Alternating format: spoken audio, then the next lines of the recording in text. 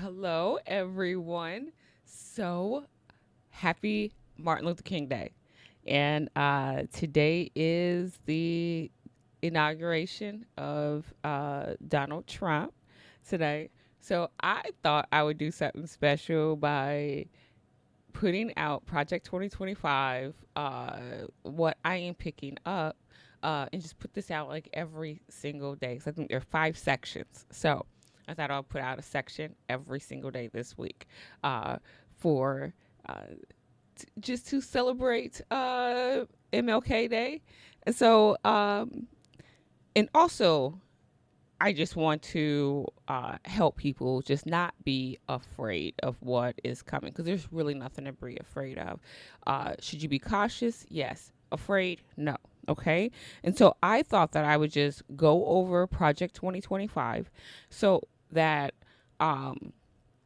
we understand what parts are going to be implemented, okay, of this of 2025.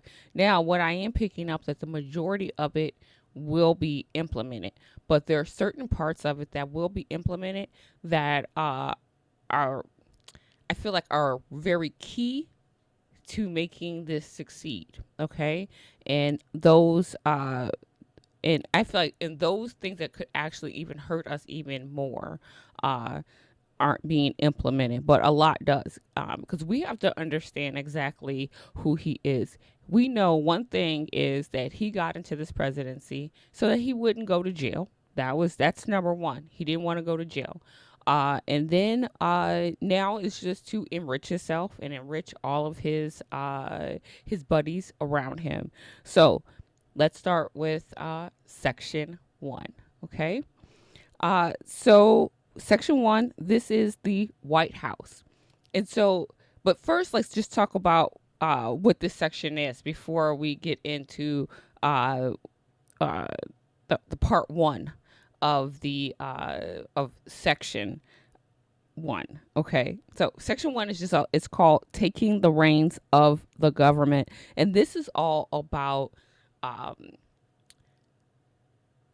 put this is all about how to like streamline the government and make it so that all of the agencies and departments pretty much um, are finding like people who are ideologically aligned with them and trying to streamline it so that all the power pretty much is concentrated within the president. Okay, so that's really what section one is about. It's just concentrating more of the power into the president by making sure that there are people who are ideologically aligned with them to make sure that there aren't any like pushback. Okay, so let's start with the White House.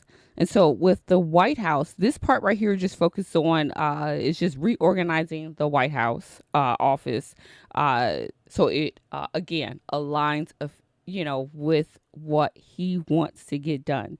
And so this is all about strategic leadership. And remember, I might say some things that maybe might sound like uh nice because that's how they are like they're framing it in this particular way. Uh they frame it in this way of trying to help people, but if you really look at it, it's all about again concentrating power and a way to scam everybody to give other people, businesses, more people, billionaires, give them more money. So, okay, so this is all about strategic leadership, streamline operations, and policy focus. Okay. With the White House, and it's just again an emphasis on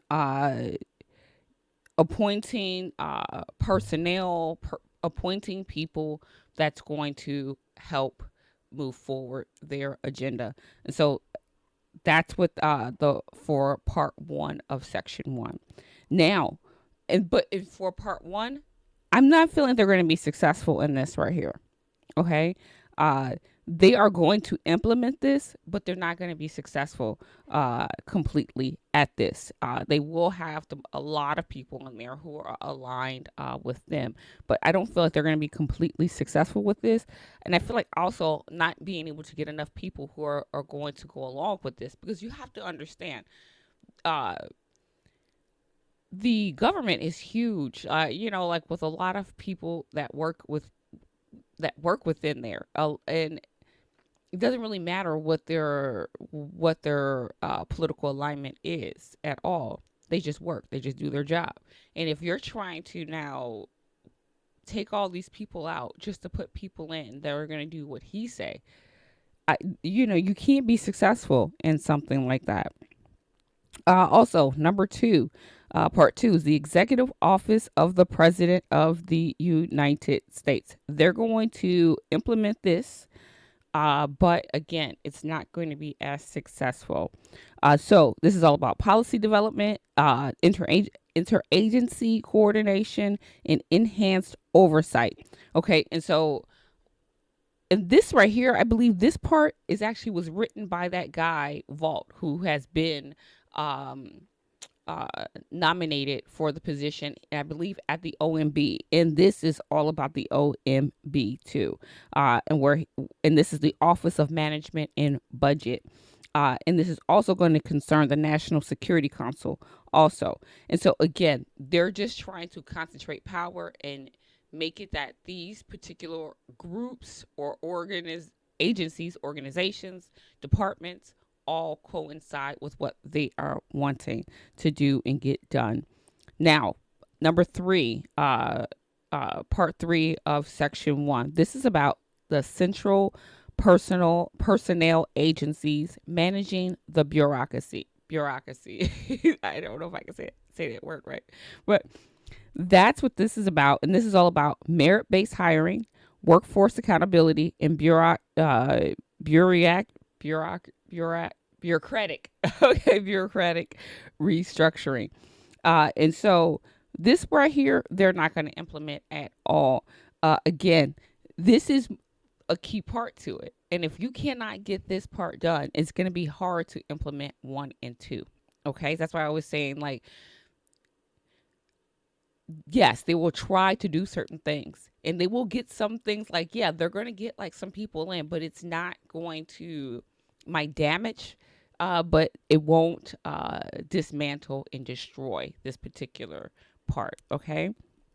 And so even though because they're not going to be able to get through the merit-based hiring, workforce accountability, and this right here is to hold, these are reforms to hold people accountable who aren't aligned. Okay. And so again, that's a good thing. If they're not able to do that and get reform to that, so they can hold people accountable and get them out and possibly, I don't know, jail them. I don't know what they would do, what the limits of what they would do. I really check into that, but that key piece they're not going to accomplish. I'm not picking that up, but for parts one and two, they will. But again, it's not successful because they're not able to implement part 3. Okay. So I think that is it for section 1. I'm giving away a standard detailed reading to one lucky subscriber. How do you enter? Click the giveaway video linked below or in the related video section. Watch the video and the winner will be selected randomly. Let's grow this amazing community together. Thank you for watching. For the full video and more in-depth readings, visit our website at habitstarot.love. Now, if you enjoyed this video and you want to see more, don't forget to subscribe to our channel and our newsletter. Link is in the description for exclusive updates and insights. Your support helps us continue to bring you valuable content.